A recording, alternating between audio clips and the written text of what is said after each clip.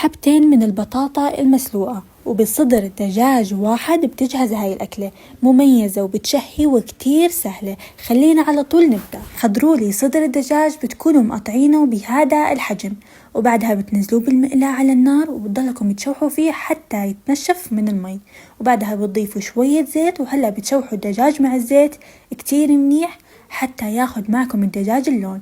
بهاي الأثناء بنكون منقطع الخضار، بدي بصل وكمان فلفل ملون كل الألوان إذا متوفر عندكم أكيد، الأحمر والأخضر والأصفر، بتقطعوهم بالحجم الموضح قدامكم. وبعدها هلأ بنبدأ أول إشي بنضيف البصل فوق الدجاج وبتحركوه مع الدجاج كتير منيح حتى يدبل معكم البصل وكمان الدجاج ياخد نكهة البصل. وبعدها بنضيف الخضار كاملة، الفلفل الملون كامل، وهلأ بتحركوهم كلهم مع بعض هيك حتى ياخدوا النكهات وتبدأ تدبل معكم الخضار.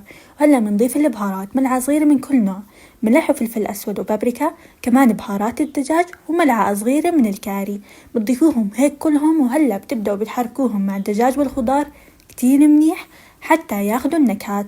وبعدها بنضيف ملعقة من صلصة الطماطم كمان بتحركوها حتى تتسبك معكم. وبالنهاية هيك حتى تكون مرقة شوي بتضيفوا ربع كاسة مي صغيرة وبس، بتحركوها وهيك بتكون صارت جاهزة معكم. الخطوة الثانية عندي لهاي الوصفة، هون عندي بطاطا بتكونوا مقطعينها بهذا الحجم، بتسلقوها بالطريقة العادية. أول ما تستوي معكم بتصفوها وبتضيفوها هيك بالبايركس، بتضيفوا عليها ملعقة صغيرة من الملح، الفلفل الأسود، وملعقتين من الزبدة المذابة وشوية حليب حتى يسهل هرسها. هلا بتحركوهم مع بعض كتير منيح، وهلا بنبدأ نهرسهم بالطريقة العادية. بدي أهرس البطاطا حتى تصير معي القوام تبعها كتير ناعم ومهروس.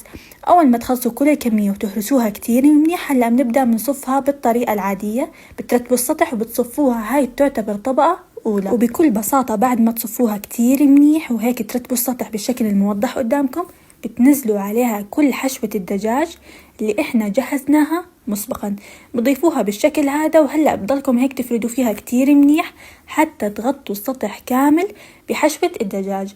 وآخر خطوة عندي، وهاي الخطوة كتير طيبة، بتضيفوا الجبنة الموزاريلا أو الأشقوان أو بتحبوا تخلطوهم مع بعض كيف ما انتم بتحبوا، وعلى الفرن حتى تتحمر معكم بهذا الشكل. بتكون جهزت عندكم على منظرها كيف بيكون بيفتح النفس.